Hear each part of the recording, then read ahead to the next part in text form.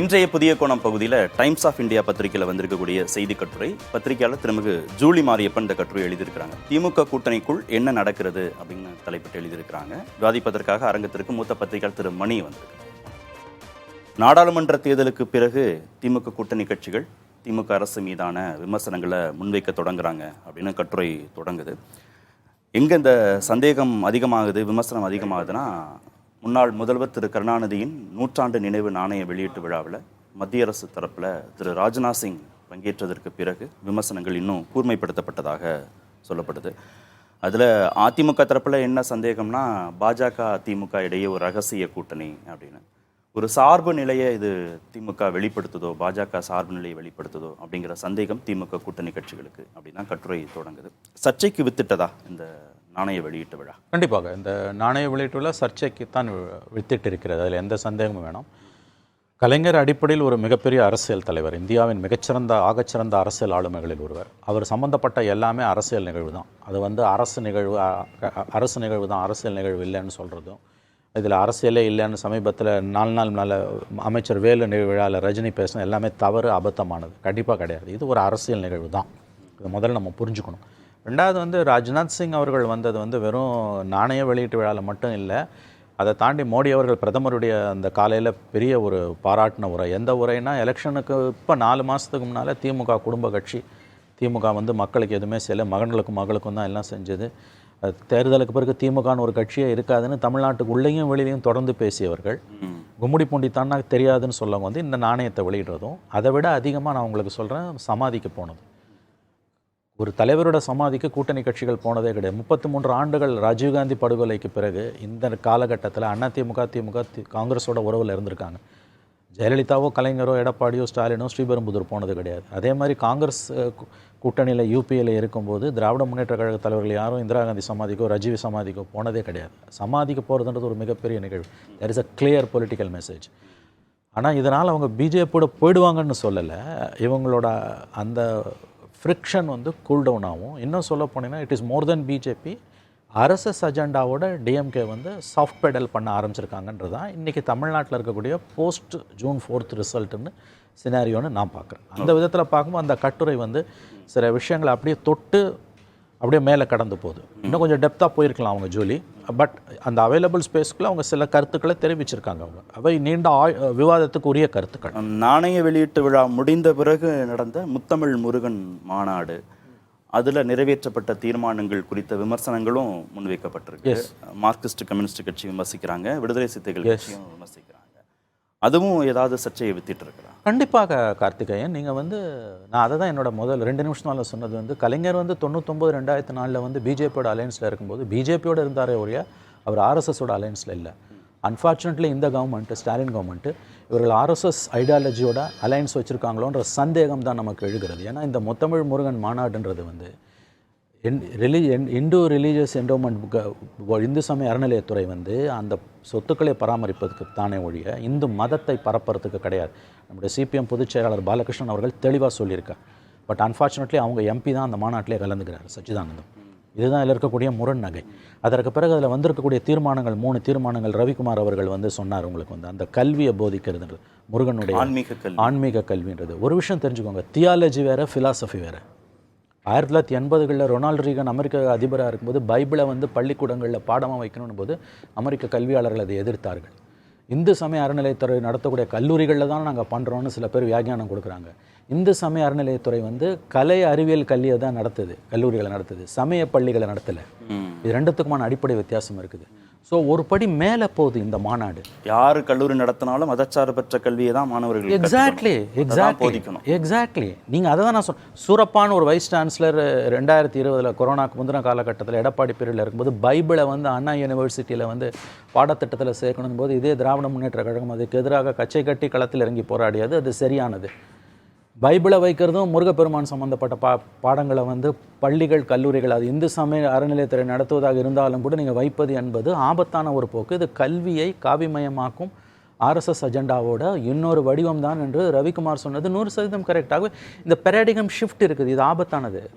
பிஜேபியோட போகிறத விட ஆபத்தானது நீங்கள் ஆர்எஸ்எஸோட போகிறது. அந்த கோர் ஐடியாலஜி தான் இன்றைக்கி முக்கியமானது. இப்போ இதை பார்க்கும்போது என்ன தோணுதுன்னா, என்றைக்கும் இவங்க பிஜேபியோட நேரடி இன் ரீசெண்ட் டைம்ஸில் பிஜேபியோட இவங்க அலையன்ஸுக்கு போக மாட்டாங்க. பட் ஆர்எஸ்எஸோட சம் சார்ட் ஆஃப் அ காம்ப்ரமைஸுக்கு ஆர்எஸ்எஸை கூல் டவுன் பண்ணணும் அப்படின்னு இவர்கள் கருதுகிறார்கள் என்ற அச்சம் வருகிறது. என்ன அவசியம்? பாஜகவை கூல் டவுன் பண்ணணும்னு நினைக்காத திமுக ஆர்எஸ்எஸ்ஸை கூல் டவுன் பண்ணணும்னு நினைக்கிறதுக்கான காரணம்? நீங்கள் யார் இன்றைக்கி ஆர்எஸ்எஸோட ரோல் என்னன்னு தெரிஞ்சதுன்னா இந்த கேள்வி நீங்கள் கேட்டிருக்க மாட்டீர்கள் என்று நான் கருதுகிறேன். தவறாக நினைக்க வேண்டாம். அதாவது it is RSS which is controlling everything. இந்த பிஜேபி கவர்மெண்ட்டுக்கு மெஜாரிட்டி இருந்தால் இல்லாட்டும் ஆர்எஸ்எஸ் அவங்க அடுத்த ஆண்டு 100ஆண்டு விழாவை கொண்டாடக்கூடிய ஆர்எஸ்எஸ் கடந்த 10 ஆண்டுகளில் முக்கியமான எல்லா இடங்கள்லையும் அவங்க நீக்கமர நிறைந்திருக்கிறார்கள். டெல்லியில் விவரம் அறிந்தவங்கள் சொல்லுவது என்னன்னா, பியூரோக்ராட்ஸ் ஜேர்னலிஸ்ட் எல்லாமே completely Delhi secretariat, central secretariat taken over by RSS. எல்லா தளங்களிலும் அவங்க ஊடுருவி இருக்கிறார்கள். நீங்கள் பிஜேபியை கூல் டவுன் பண்ணணும்னு அவசியம் இல்லை. ஆர்எஸ்எஸை கூல் டவுன் பண்ணிங்கன்னா that will take care of everything. இந்த முத்தமிழ் மாநாடும் அந்த தீர்மானங்களும் அவை வெறும் தீர்மானங்கள் தான் அப்படின்னு சொல்கிறாங்க. கவர்மெண்ட் ஏற்றுக்கலேன்றாங்க. யார் நடத்திய மாநாட்டில் போட்ட தீர்மானம் இது?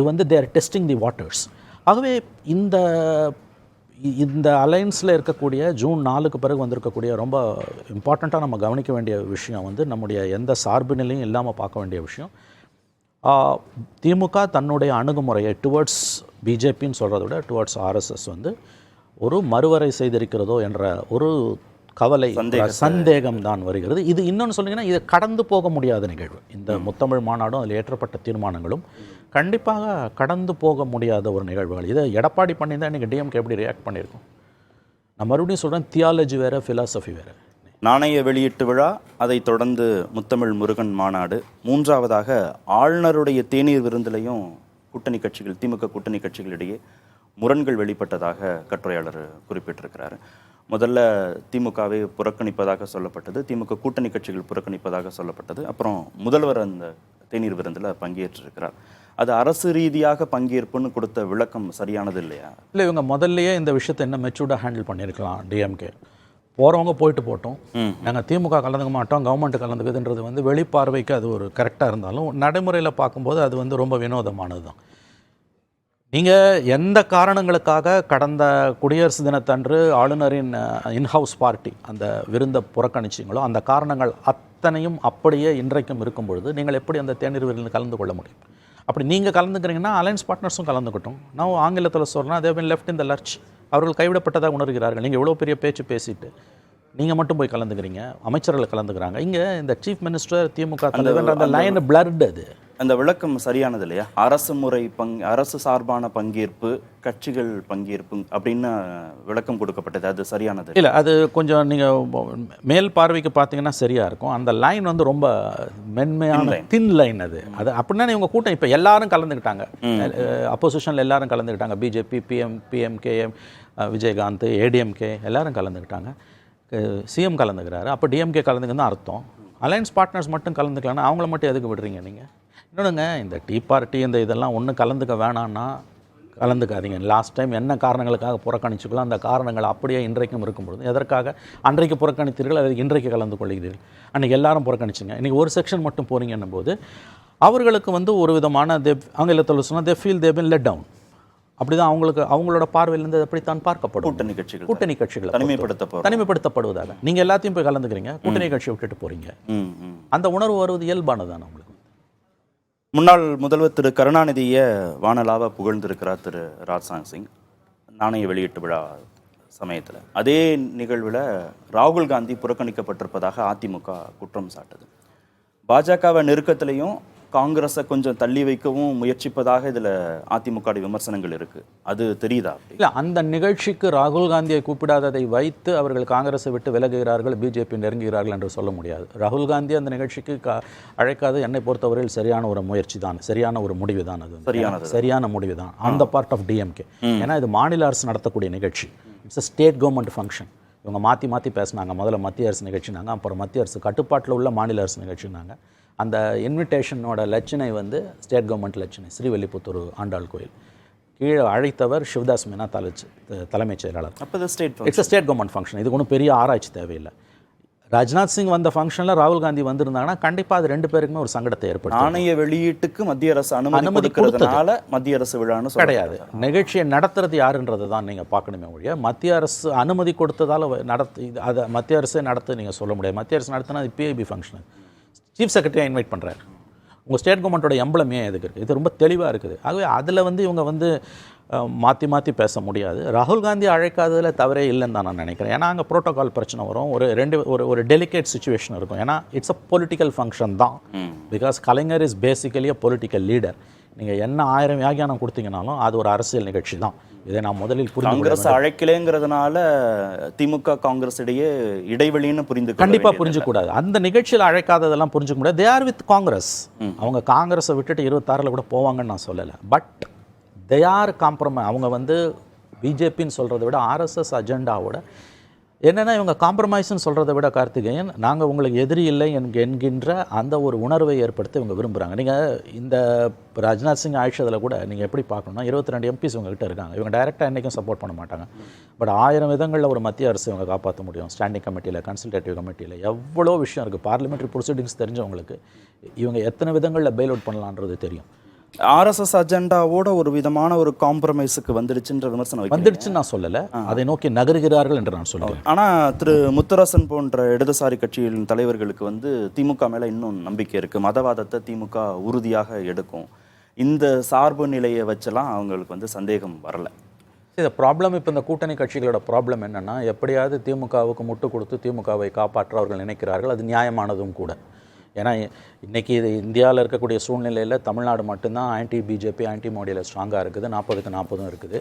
திமுக எவ்வளவு தூரம் தன்னோட ஐடியாலஜியில் டைல்யூட் ஆனாங்கன்னாலும் ஆர்எஸ்எஸ் நோக்கி நகர்ந்தாங்கன்னாலும் கூட்டணி கட்சிகள் 2 லெஃப்ட்டும் விசிகாவும் திமுகவை விட்டு கொடுக்க மாட்டார்கள். திமுக பிஜேபியோட போகலைன்னு தான் கடைசி வரைக்கும் அவங்க சொல்லிகிட்டு இருப்பாங்க. போகிற வரைக்கும் நீங்கள் டைரெக்டாக போக வேண்டும் என்ற அவசியமே இல்லை. நான் அதை தான் சொல்கிறேன். அது ஓல்டு பாலிடிக்ஸ். இன்றைக்கி நீங்கள் எவ்வளவோ விதங்களில் அவங்களோட ஐடியாலஜியோட காம்ப்ரமைஸ் பண்ணலாம். அவங்க அதை தான் விரும்புகிறாங்க.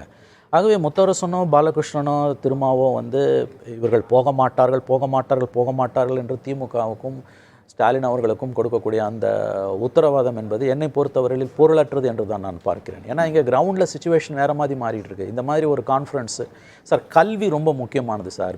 ஆர்எஸ்எஸோட கோர் அஜெண்டா, பிஜேபியோட கடந்த 10 ஆண்டுகால ஆட்சியோட மிக மோசமான விளைவை நம்ம பார்க்கறது கல்வியை காவிமயமாக்குவது. அதே ரெக்கமெண்டேஷன் பாஜகவுடைய இந்துத்துவ செயல் திட்டம்னே Thiru Ravikumar 100% I agree with Ravikumar சொல்கிறத நான் 100% ஏற்றுக்கிறேன். ஏன்னா இது ரொம்ப சீரியஸ் டெவலப்மெண்ட்டு. நீங்கள் அதாவது வேறு ஏதாவது இஷ்யூஸில் நீங்கள் காம்ப்ரமைஸ் பண்ணுறத விட கல்வியில் நீங்கள் காம்ப்ரமைஸ் பண்ணுறீங்களா, அதுதான் பிக்கெஸ்ட் டேஞ்சர். அப்புறம் அப்படி இருக்கும் பொழுது திமுக பிஜேபியோட போகாது என்று முத்தரசனோ அல்லது பாலகிருஷ்ணனோ உத்தரவாதம் கொடுப்பது என்பது என்னை பொறுத்தவரையில் பொருளற்றது. அவங்க எப்படியாவது முட்டு கொடுத்து காப்பாற்றணும்னு நினைக்கிறாங்க. But ground is different. அப்படித்தான் நான் பார்க்கிறேன். அதை மதவாதத்தை திமுக உறுதியாக எதிர்க்குங்கிற அந்த நம்பிக்கை மாதிரியே பாஜக எதிர்ப்பில் திமுக உறுதியாக இருக்குங்கிற நம்பிக்கையும் அவங்களுக்கு இருக்குது. அதே சமயத்தில் தேர்தல் லாபத்தையும் கொடுக்காது. திமுக பாஜக கூட்டணி வந்தால் தேர்தல் லாபத்தை கொடுக்காதுங்கிற நம்பிக்கையும் திமுக கூட்டணி கட்சிகளுக்கு இருக்குது. அதையும் அவங்க வெளிப்படுத்த அதை நான் ஒத்துக்கிறேன். இது ரொம்ப நுவான்ஸ்டாக நீங்கள் பார்க்கணும். There are no black and white scenario. There are many grey areas. டைரெக்டாக பிஜேபியோட டிஎம்கே போகணும்னு அவசியம் இல்லை. பிஜேபியும் அதை விரும்பலை. நீங்கள் அவங்க இட் இஸ் 2 பேருக்கும் லாபம் இல்லை. It's RSS more dangerous, not BJP. Please understand. அப்போ அந்த ஆர்எஸ்எஸ் அஜெண்டாவை நாங்கள் கொஞ்சம் கொஞ்சமாக உள்வாங்குறோம். உங்களுக்கான ஒரு ஸ்பேஸை இங்கே ஓப்பன் அவுட் பண்ணுறோம். ப்ளீஸ், அதுதான் முக்கியம். அவங்க அதில் என்ன ஒரு சந்தேகம்னா, அந்த மதச்சார்பற்றன்னு பேசுகிற இடத்துல திமுக இருக்குது, திமுக கூட்டணி கட்சிகள் இருக்காங்க இல்லையா? ஆர்எஸ்எஸ் அஜெண்டாவோட கன்வின்ஸ் ஆகிட்டாங்கன்னா அந்த வார்த்தையை உச்சரிப்பதற்காக இல்லை அதை சொல்வதற்கான அந்த தார்மீக பொறுப்பு இவங்கள்ட்ட விலகி போயிடும் இல்லையா? இல்லை கார்த்திகே, நீங்கள் புரிஞ்சுக்கோங்க. அதனால தான் நான் சொன்னேன் நோ பிளாக் அண்ட் இதை பிளாக் அண்ட் ஒயிட்டாக பார்க்காதீங்க, கிரே ஏரியாஸ் இருக்குன்னு. நீங்கள் டைரெக்டாக ஆர்எஸ்எஸ்ஸை கட்டி பிடிச்சிக்கணும்னு அவசியம் கிடையாது. இப்போ அடுத்த வருஷம் 100ஆண்டு விழா கொண்டாட ஆர்எஸ்எஸ்க்கு வாழ்த்து தெரிவிக்கணும்னு அவசியம் கிடையாது. கொஞ்சம் கொஞ்சமாக அதனுடைய அஜெண்டாவை நீங்கள் இங்கே பெனிட்ரேட் பண்ண அலோ பண்ணுறீங்க. வீரமணி போன்றவர்களே இப்போ விமர்சிக்க தொடங்கிட்டாங்க. ஆமாம், அவர் புழுங்குறாரு. வீரமணி எல்லாம் உள்ள புழுங்குறாரு. ஆசிரியர் வீரமணி உள்ள புழுங்குறாரு. சிபிஎம் சிபிஐக்கு அந்த உள்ளுக்குள்ள அந்த சஃபோகேஷன் இருக்குது. அவங்களால வெளியில் சொல்ல முடியல. ஒரே நாளில் போய் இவங்க ஆலிங்கனம் பண்ண மாட்டாங்க, கட்டி பிடிக்க மாட்டாங்க. அவங்க அஜெண்டாவை அதுவும் எந்த இடத்துல கையை வச்சுருக்காங்க. முருகப்பெருமான் விழா கொண்டு போய் ஸ்கூல்ஸில் கரிக்குலத்திலங்க அதைத்தான் ஒரு கலாச்சார விழான்னு திரு உதயநிதி அப்படித்தான் அவர்கள் சொல்லுவார்கள். அப்படித்தான் அவர்கள் சொல்லுவார்கள். வேற எந்த மாதிரி அவங்க டிஃபெண்ட் பண்ண முடியும்? அவங்க இது அப்பட்டமான இது வந்து ஒரு ரிலீஜியஸ் ஃபங்க்ஷன் தான். நீங்கள் அவங்க கூட இருக்க பாலகிருஷ்ணன் சொல்கிறாருல அரசு மதத்திலேருந்து ஒதுங்கி இருக்கணும்னு. அப்போ எதுக்கு ஸ்கூல்ஸில் காலேஜஸில் எஜுகேஷனுக்கு ரெக்கமெண்ட் பண்ணுறீங்க? அதுதான் நான் பைபிள் உதாரணத்தை சொன்னேன். அப்போ பகவத்கீதையை சுரப்பா கொண்டு வரும்போது ஏன் எதிர்த்தீங்க? ஆதரிக்க வேண்டியதானே. அண்ணா யூனிவர்சிட்டியில் பைபிளை இன்ட்ரடியூஸ் பண்ணுறதுக்கும் நீங்கள் நடத்துகிற கல்லூரிகளில் போய் வந்து அது இந்து சமய அறநிலையத்தை நடத்துகிற கல்லூரியாக இருந்தாலும் ரிலீஜியஸ் டெக்ஸ்ட்டை முருகப்பெருமானோட டெக்ஸ்ட்டை அலோவ் பண்ணுறதுக்கும் பள்ளி மாணவர்களுக்கு கந்த சஷ்டி கவசம் போட்டி வைக்கும் ரெண்டு ஒன்று தானே. ஏன்னா சட்டம் ஒழுங்கு, கள்ளச்சாராய மரணம், இந்த மாதிரி அரசுக்கு எதிராக எங்கெங்கெல்லாம் ஒரு நிலைப்பாடு எடுக்க வேண்டிய தேவை இருக்கோ அங்கெல்லாம் நாங்கள் உறுதியாக நிலைப்பாடு எடுப்போம். கூட்டணிக்காக நாங்கள் பார்க்க மாட்டோம், மக்கள் பக்கம் நிற்போம்னு திரு பாலகிருஷ்ணன் சொல்றாரு. அதில் சரியா செய்கிறாங்களா? அதை ஓரளவு செய்கிறாங்க, ஃபுல்லாக செய்கிறாங்கன்னு சொல்ல முடியாது, ஓரளவு செய்கிறாங்க. இப்போ திமுகவோட ஆதிக்கத்தில் அவங்க இல்லை, நாட் ஃபுல்லி, அதாவது மொத்தமாக வெளியில் வந்தாங்கன்னு நான் சொல்ல மாட்டேன். அதாவது முதல் 3 ஆண்டுகளில் அவர்களுடைய செயல்பாடுகள் வந்து ரொம்ப ஏமாற்றம் அளிப்பதாக இருந்தது. உதாரணத்துக்கு டிரான்ஸ்போர்ட் செக்டர்லாம் எடுத்திங்கன்னா வந்து அங்கே எடப்பாடி பேரில் ஜெயலலிதா பேரில் நடந்த அட்டூழியங்கள் தான் இப்பயும் நடந்துகிட்டு இருக்கு. ரிட்டையர்ட் ஆன thousands ஆஃப் எம்ப்ளாயிஸ்க்கு பெனிஃபிட்ஸ் இல்லை. இவங்க என்ன போராட்டங்களை நடத்துனாங்க? பட் அது கிடையாது இஷ்யூ. அதில் இவங்க காம்ப்ரமைஸ் பண்ணாங்கன்னா கூட என்ன பொறுத்த வரைக்கும் அதுலேயும் இவங்க வந்து செயல்பட வேண்டிய அளவுக்கு செயல்படலை. பட் ஆபத்தானது என்னென்னா முத்தமிழ் மாநாடு மாதிரியான இஷ்யூஸில் கோர் அஜெண்டா, ஆர்எஸ்எஸ் கோர் அஜெண்டாவோட டிஎம்கே ஒரு விதமான காம்ப்ரமைஸுக்கு போகும்பொழுது அதை இவங்க அலோவ் பண்ணுவாங்களா பண்ண மாட்டாங்களா? இவங்களால அதை தடுக்க முடியுமா? முடியாது. தடுக்க முடியலன்னா இவங்க அலையன்ஸில் இருப்பது விமர்சிக்க தொடங்கியிருக்காங்க. பட் அந்த மாதிரியான ஒரு அஜெண்டா முன்னெடுத்து செல்லப்படும் பொழுது அந்த ட்ரெண்டை இவங்களால் அரெஸ்ட் பண்ண முடியல, திமுகவை இவங்களால் வழிக்கு கொண்டு வர முடியலன்னா இவங்க அந்த கூட்டணியில் இருப்பதே பொருளற்றது. நன்றி நிகழ்ச்சியில் பங்கேற்றதற்கு.